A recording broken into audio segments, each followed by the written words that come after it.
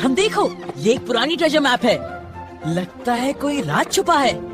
वाह, ये treasure map बिल्कुल ओरिजिनल लग रहा है। चलो इसको फॉलो करते हैं। मैं तो रेडी हूँ, चलो स्टार्ट करते हैं।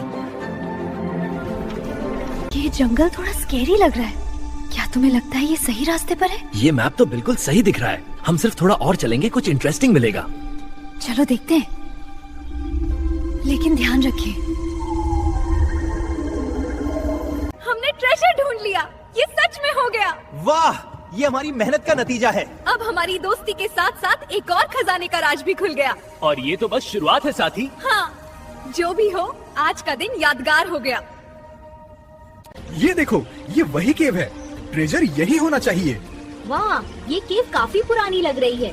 क्या हमें अंदर जाना चाहिए? हमने इतना दूर आके ये ट्रेजर ढूंढा है, अब तो अंदर जाना ही पड़ेगा।